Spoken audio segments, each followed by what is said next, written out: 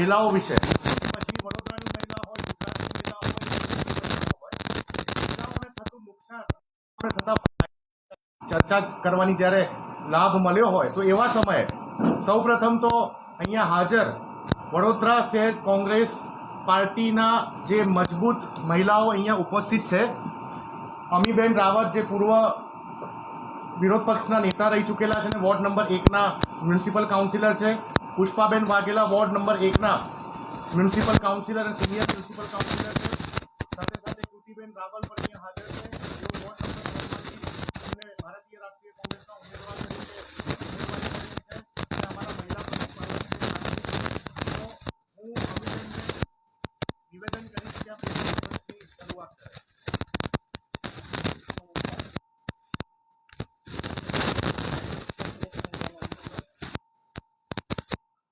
વડોદરા શહેર મહિલા કોંગ્રેસ કાઉન્સિલર એવા પુષ્પાબેન વાઘેલા, અત્યારે ઇલેક્શનમાં કેન્ડિડેટ છે મારી સાથે કૃતિબેન રાવલ અને અમારા સિનિયર પ્રવક્તા નિશાંતભાઈ રાવલ.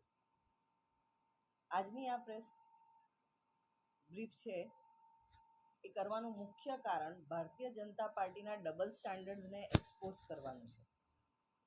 એક બાજુ તો ભારતીય જનતા પાર્ટી બેટી બચાવની વાતો કરતા હોય છે, સ્ત્રી સશક્તિકરણની વાતો કરતી હોય છે, અને બીજી બાજુ મહિલાઓ સાથે ઘોર અન્યાય થતો હોય છે.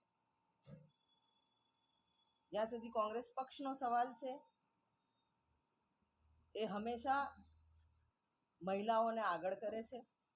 આઝાદી પહેલાંની વાત કરીએ તો આઝાદીની લડત વખતે જ્યારે બહેનો ભણવા નહોતી જતી, મહિલાઓ બહાર નહોતી નીકળતી, એ સમયે બહેનોને આઝાદીની લડતમાં અને એમને સશક્તિકરણનું જ્યારે પહેલ કરવાની હતી ત્યારથી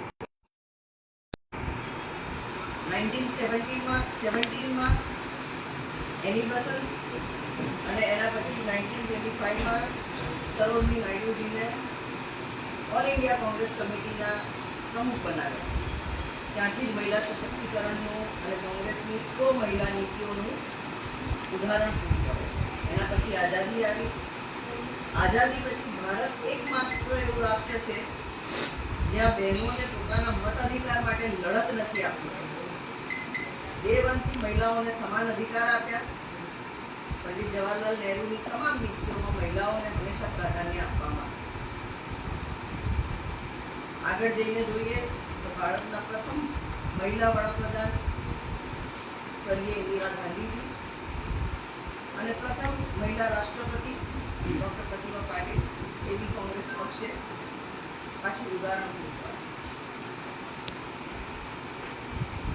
કોન્સ્ટિટ્યુશનલ એમેન્ડમેન્ટ એક્ટ આવી રાજીવ ગાંધી જ્યારે પ્રાઇમ મિનિસ્ટર હતા ત્યારે, અને 73rd 74th એમેન્ડમેન્ટ એક્ટમાં લોકલ સેલ્ફ ગવર્મેન્ટ એટલે કે સ્થાનિક સ્વરાજની ચૂંટણીમાં 33% મહિલા આરક્ષણનો પહેલ બી કોંગ્રેસ પક્ષ કરી. જેનું ઇમ્પ્લિમેન્ટેશન કરવામાં ગુજરાત સરકાર, જ્યાં ભારતીય જનતા પાર્ટીની સરકાર હતી, એને ખૂબ વિલંબ કર્યો. જે 2008માં થઈ જોઈતું હતું એ 2015 સુધી આરક્ષણ આવ્યું.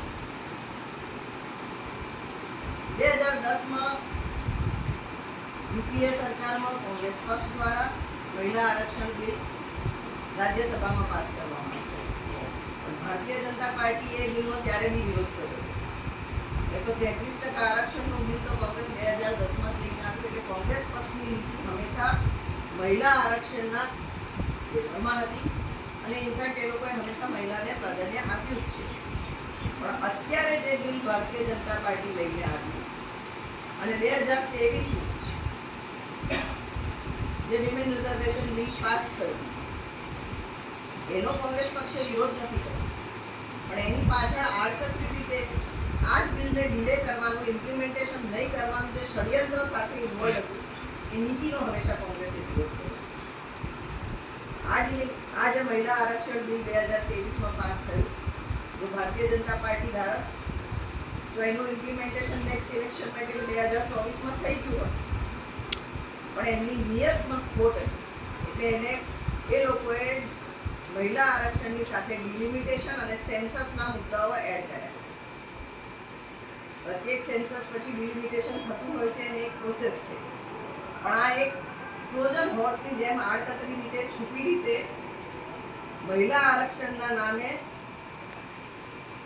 એ પોતાનો પક્ષનો ફાયદો જોઈ ડિલિમિટેશન કરવાની વાત 2011ના સેન્સસના ને પોપ્યુલેશન પ્રમાણે કરવાની વાત છે. જો એ રીતનું ડિલિમિટેશન થાય તો જે સ્ટેટ્સમાં વસ્તી ઓછી છે, જે લોકોએ પોતાના વસ્તી નિયંત્રણ પર હંમેશા કામ કર્યું છે, એવા સ્ટેટનું રિપ્રેઝન્ટેશન ઓછું થયું છે.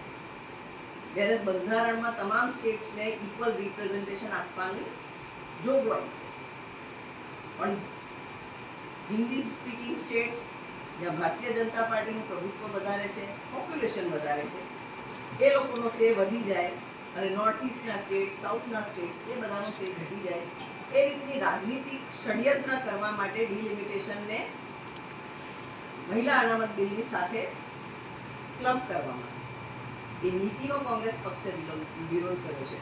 કોંગ્રેસ પક્ષની ડિમાન્ડ છે કે 33% આરક્ષણ 2023માં બિલ લાગુ થયું એના પછી તરત ઇમ્પ્લિમેન્ટેશન કરી શકે એ રીતની જ્યારે સરકાર પાસે પ્રોવિઝન હતું, તો આ ડિલિમિટેશનના નામે, સેન્સસના નામે એને ડિલે કેમ કર્યું? 2024થી એને ઇમ્પ્લિમેન્ટ કેમ નહીં કર્યું? આવનાર ચૂંટણીમાં 33% આરક્ષણ જે 543 સીટ્સ છે અત્યારે લોકસભાની, એમાં જ કેમ ના આપી શકે?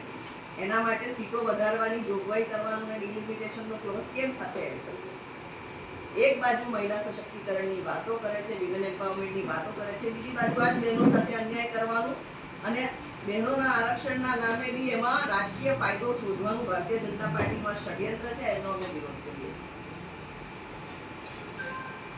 બીજી રીતે જોઈએ, ગુજરાતમાં હંમેશા બેટી બચાવોની મોટી મોટી વાતો થાય છે, પણ અહીંયા જે બહેનો સાથે અત્યાચાર છે એના આંકડા જોઈ લો, સાયબર ક્રાઇમના આંકડા જોઈ લો, મોંઘવારીની વાત કરીએ તો રાજસ્થાનમાં 500 રૂપિયાનો ગેસનો બાટલો મળે ને એની પ્રાઇડ લે ભારતીય જનતા પાર્ટી, તો ગુજરાતમાં એ બાટલો 1000 રૂપિયાનો કેમ બહેનોને લેવો પડે?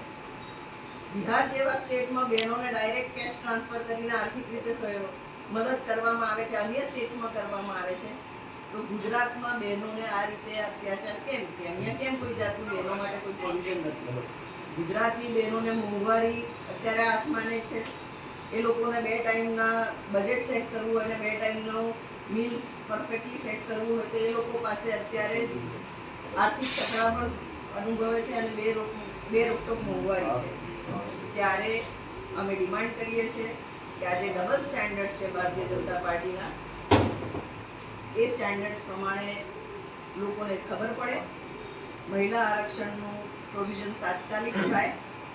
2024ની ચૂંટણીમાં જે થવું જોઈતું તો હવે આવનાર ચૂંટણીમાં એ રિઝર્વેશન ઇમ્પ્લિમેન્ટ થાય એવી અમારી ડિમાન્ડ છે, અને એની સાથે એમાં ઓબીસીનું જે રિઝર્વેશનનો મેન્શન નથી, એ કાસ્ટ બેઝ માઇનોરિટીનો બી જે ઓબીસીની જાતિ છે એનું બી રિઝર્વેશન એમાં થવું જોઈએ, એવી અમારી કોંગ્રેસ પક્ષની ડિમાન્ડ છે. અને આજની આ પ્રેસ મિટથી અમે તમામ ડિમાન્ડ્સ લોકોની સામે મૂકવા માંગીએ છીએ.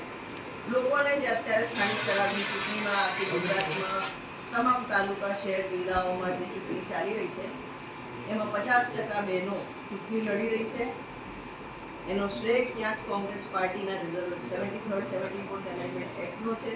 બહેનોને પોલિટિકલ એમ્પાવરમેન્ટ અને એમનો પોલિટિકલ સે રહે એના માટે જે કોંગ્રેસ પક્ષે પહેલ કરી હતી, અમે પક્ષને આજે ધન્યવાદ કહીએ છીએ બહેનો તરીકે, અને એટલે જ અમે કદાચ આજે અહીંયા ડાયસ પર બેસી શક્યા છે. હું મારી પર્સનલ વાત કરું તો કદાચ એટલે જ હું બરોડા શહેરની પ્રથમ ઓપોઝિશન લીડર બની શકી, અને આજે પણ એનાથી વિશેષ કહીશ તો કોંગ્રેસ પાર્ટીએ જેને હંમેશા બહેનોને પ્રાધાન્ય આપ્યું છે, અમારા પોતાના ઇલેક્ટોરલ વોર્ડમાં અમને 3 બહેનોને ટિકિટ આપી છે અને એક ઇતિહાસ રચ્યો છે. કોંગ્રેસ પક્ષની મંશા આમાંથી સાફ દેખાય છે, હંમેશા બહેનોને સાથે રહી છે, મહિલાઓની પ્રાધાન્ય આપ્યું છે, અને હું તમામ બહેનોને આ ભારતીય જનતા પાર્ટીની બેવડી નીતિથી ચેતી અને આવનાર ચૂંટણીમાં અને ભવિષ્યમાં હંમેશા કોંગ્રેસ પક્ષ જેને બહેનોનો સાથ આપ્યો છે તેમને સાથ આપવા આપના માર્ગને આહવાન કરું છું. ધન્યવાદ.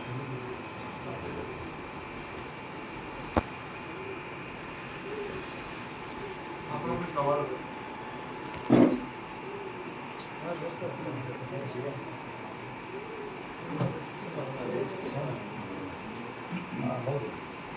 કરેલું છે.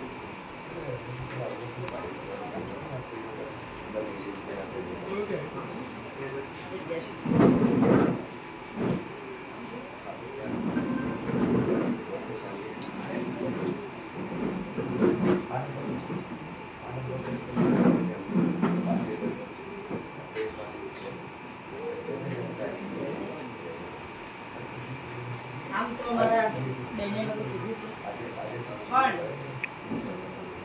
મને આ દેશના વડાપ્રધાન ગુજરાતના સુપુત્રની એક વાત યાદ આવે છે. 22 સપ્ટેમ્બર 2023ના દિવસે વડાપ્રધાન શ્રી પોતે આખા દેશને અભિનંદન આપે છે કે ભારી બહુમતીથી નારી બિલ, અનામત બિલ, મહિલા અનામત બિલ ભારી બહુમતીથી પાસ કર્યું અને એનું આખા દેશને અભિનંદન આપે છે અને પોતાના માથેનો શ્રેય પણ લે છે. બીજી બાજુ 2023થી લઈને આજે 2026 છે, એ બિલ બાબતે એ કંઈ જ પણ કરતા નથી. એમની મંશા હોત તો એમણે ક્યારનું 2024માં કરી દીધું હોત, પણ ક્યાંક ને ક્યાંક મહિલાઓ પ્રત્યે એમને વધારે પ્રાધાન્ય નહીં આપવાનું એમનો કંઈ હશે. એમણે એની પાસે જે બે મૂક્યું સીમાંકન, અને એ બાબતે જે થયું છે એના લીધે ક્યાંક ને ક્યાંક એમણે આ બિલ અટકાવવાનું કામ ભારતીય જનતા પાર્ટી અને મોદીજી તરફથી કરવામાં આવ્યું. અને હું તો એટલે જ કહીશ, 2014થી મોદીજી બેઠા છે, એક પણ પ્રેસ કોન્ફરન્સ કરી નથી. આજે અમે મહિલાઓ અહીંયા બેઠી છે, મહિલાઓએ પ્રેસ કોન્ફરન્સ કરી છે. તમારે જે પ્રશ્નો પૂછવા હોય અમને પૂછી શકો છો. મન કી બાત બધાને આખા દેશને સંભળાવે છે, તો કોઈના બીજાના મનની વાત કદી સાંભળી નથી પ્રેસ કોન્ફરન્સ કરીને. નારી શક્તિનું અપમાન ક્યારે થયું કે જ્યારે એમણે નોટબંધી કરી. અડધી રાત્રે નોટબંધી કરી. દરેક મહિલા પોતાના પરિવારની અંદર સંકટ આવે તો ક્યાંકથી પૈસા ઉધાર કરવા એના કરતાં પોતે બચત કરીને રાખેલા પૈસા હતા એ પણ અડધી રાતે નોટબંધી કરી અને આ મહિલાઓની બચતને પણ રાતોરાત એમણે લાઈનોમાં લગાવીને ઘરમાંથી લઈ લીધી છે. દરેક બાબતે મહિલાઓ લાઈનમાં લગાવવાનું કામ આ ભારતીય જનતા પાર્ટી 2014થી બેઠી છે ત્યારથી કર્યું છે. આ લોકસભામાં મહિલા સ્પીકર તરીકે મીરા કુમારને પણ કોંગ્રેસ પક્ષે જ બેસાડ્યા હતા. પ્રતિભા પાટીલજી હોય કે ઇન્દિરા ગાંધીજી હોય, તમામને કોંગ્રેસ પક્ષે પ્રાધાન્ય આપીને મહિલાઓને આગળ લાવવાનું કામ કર્યું છે. જ્યારથી વડાપ્રધાન ગુજરાતના પનોતા પુત્ર છે ત્યારથી એક પણ પ્રેસ કોન્ફરન્સ એક પણ બાબતે કરવામાં નથી આવી અને મહિલાઓ પ્રત્યે જે પણ કંઈ એમણે પ્રાવધાન મૂકેલા હોય એનો અમલ આજ દિન સુધી ગુજરાતની બહેનો, જેને એવું કહેવામાં આવતું હતું 25 રૂપિયાનો પોસ્ટકાર્ડ લખજો, આ ભાઈ તમારી વારે આવશે. હું ગુજરાતની મહિલાઓને, વડોદરા શહેરની મહિલાઓને પૂછું છું કે હવે પોસ્ટકાર્ડ તો પતી ગયા, પણ મેસેજ કોઈ કર્યા હોય તો કઈ મહિલાઓના મેસેજનો કયો અત્યારે પ્રત્યુત્તર મળ્યો છે? આ ગુજરાતની મહિલાઓની શું ભૂલ છે કે જે પોતે બે છેડા જોડવામાં એમને આંખે પાટા આવી જાય? રાજસ્થાનની બહેનોને ગેસની બોટલ સસ્તું મળે, બિહારની બહેનોને 2500 રૂપિયા મળે, મહારાષ્ટ્રની બહેનોને જીવિકા દીદીના નામે મળે. દરેક રાજ્યની અંદર હમણાં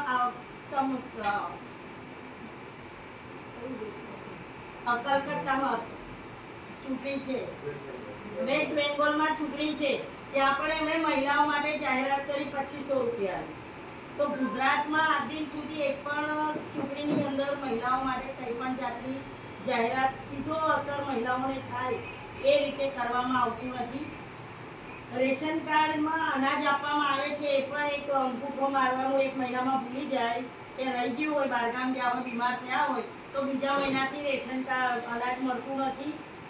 વિધવા પેન્શન 1250ના લીધે તમે 80 વર્ષના 85 વર્ષના મહિલાઓને પણ અમે પુનર્લગ્ન કરેલા નથી એનું પ્રમાણપત્ર આપવું પડે છે. એ બદનસીબી છે ગુજરાતની. અને તમામ બાબતોએ અમે કહીએ કે મોંઘવારીએ માજા મૂકી છે ગુજરાતની બહેનોની વાત કરું તો ઘરેણાં પહેરવામાં ગુજરાતની બહેનો એટલી અવ્વલ નંબર પર હોય, દરેકને ઘરેણું પ્રિય હોય. આ મોંઘવારી એવી માજા મૂકી કે હવે કોઈ સોનીની દુકાને ચડતા પહેલા 100 વાર વિચારે છે આ મહિલાઓ. અને પછી આ મહિલાઓના નામે મોદીજી પોતાના વિચારો રજૂ કરે છે કે અન્યાય કરો મહિલાઓ પ્રત્યે. મહિલાઓ પ્રત્યે અન્યાય પહેલેથી ભારતીય જનતા પાર્ટી કરતી આવી છે અને કરે છે. આ બિલની અંદર ઓબીસી, એસસી અને એસટી એ તમામનું પ્રાવધાન હોવું જોઈએ એ પણ નથી. અને એના કોંગ્રેસ પક્ષે બિલનો વિરોધ નથી કર્યો. કોંગ્રેસ પક્ષે તમે છુપાઈને પાછળ જે સીમાંકનનું ને રાજ્યો વધારવાની જે તમારી બુરી આદત જે હતી એને જે લીધી છે એનો વિરોધ કર્યો છે. કોંગ્રેસ પક્ષ લોકસભામાં જ્યારે 2023માં મહિલા બિલ જ્યારે મંજૂર કરવામાં આવ્યું તો સૌથી પહેલો જે સપોર્ટ હતો એ કોંગ્રેસ પક્ષે જ કર્યો છે અને ભારી બહુમતીથી આ બિલ પાસ થયું છે. ત્યારે અત્યારે જે પણ કંઈ લોકોને ગેરમાર્ગે દોરવાના કૃત્ય કરી રહ્યા છે એ કૃત્યને અમે સખત શબ્દોમાં વખોડીએ છીએ અને જે 22 સપ્ટેમ્બર 2023ના રોજ બિલ પાસ લોકસભામાં થયું છે એનો તાત્કાલિક અમલ કરવાની અમે માંગણી કરીએ છીએ.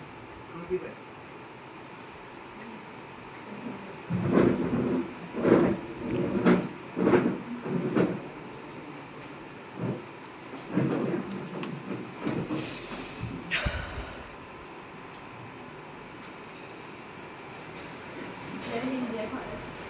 આમ તો બધું જ મોસ્ટલી કવર થઈ ગયું છે. મારા અગ્રણી નેતાઓ અને મારા માર્ગદર્શન આ શહેરના. થોડીક વાત હું જયંતિ સાથે કરવા માંગીશ. જે આપણી આવનારી પેઢી છે, જે યુવા થીમ છે, જે 18 25 વર્ષના મતદારો છે અને આપણું આવનારું ભવિષ્ય છે. It is a very humble request, please go to the history to know the reality. આ કહેવાનું કારણ એટલા માટે છે કારણ કે ભારતીય રાષ્ટ્રીય કોંગ્રેસ અને આ દેશની આઝાદી પછી આપણને આપણા પહેલા પ્રધાનમંત્રી જે મહિલા પ્રધાનમંત્રી હતા સ્વર્ગીય ઇન્દિરા ગાંધીજી, જેમણે એક નેતૃત્વ પ્રદાન કર્યું હતું અને આપણા દેશની માંગ દોરી આપી. તો પછી હવે આપણે જે નારી સશક્તિકરણની જે વાતો આપણા દેશમાં ચાલી રહી છે, મારા મનમાં એક પ્રશ્ન છે જે તમારી સમક્ષ મૂકું છું કે આપણે નારીને મતદાન કેમ બનાવવાની કહે છે? એ તો વિનામાં જ થવાની છે ને. તો પછી આ વાતો હમણાં કેમ 2023માં જે બિલ ઓલરેડી આવી ગયું છે એની ઇમ્પ્લિમેન્ટેશન કરી દઈએ ને. ચર્ચા કેમ કરવી પડે છે? વિચારવું કેમ પડે છે? This is a very high time for all of us. તમે જેન્ઝી છો, તમે મારું યુવાધન છો, અમે તમને બેઠાવ્યા છે. આવો આગળ પ્રશ્ન પૂછો. You know the constitution, you know your rights, raise your questions. પૂછીશું તો જ જવાબ મળશે, સાંભળીશું તો ક્યાંય પ્રશ્ન ખોવાઈ જશે. So let us get united. પૂછીએ. બિલ તો હતું, તો હવે ચર્ચા કરીએ. 23માં આવી છે એવું છે, ઇમ્પ્લિમેન્ટ કરી દઈએ. 29ની તૈયારીમાં કેમ કરી રહ્યા છે? So again I am asking you with an urge, let us get united. આ દેશ આપણો છે, યુવાધન તમારા હવાલે થશે. Gen Z come forward, ask your questions. No matter what, local body election હોય, સ્ટેટ ગવર્નન્સ હોય કે નેશનલ ગવર્નન્સ હોય, પ્રશ્ન આપણો હશે કારણ કે ડેમોક્રેસીમાં it is governance for the people, of the people, by the people. તો આપણે જ આ દેશનું યુવાધન છે, પૂછીશું અને જો જવાબ સેટિસ્ફેક્શન ના આપતો હોય તો ફરી પૂછીશું, પણ આંખ અને કાન બંધ કરીને હા નહીં પાડો.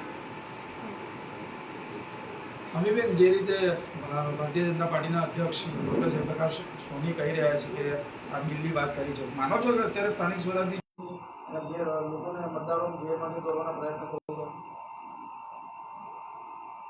અત્યારે અન્ય સ્ટેટ્સમાં બી ચૂંટણી ચાલે છે, ગુજરાતમાં સ્થાનિક સ્વરાજની ચૂંટણી ચાલે છે અને આ જે મહિલા આરક્ષણના બિલની વાતો અને ચર્ચા થાય છે, ચૂંટણીને ઇન્ફ્લુઅન્સ કરવા માટે તો છે જ, બહેનોને ગેરમાર્ગે દોરવા માટે તો છે જ, પણ સાથે ભવિષ્યની ચૂંટણીમાં ડિલિમિટેશન ઇલેક્શનના ટાઈમમાં જે રીતના અત્યારે બિલ લઈને આવ્યા છે, આ બિલની જરૂર શું હતી? 2023માં જ્યારે બિલ પાસ થઈ ગયું હતું તો એને ઇમ્પ્લિમેન્ટ કરવાની વાત હતી.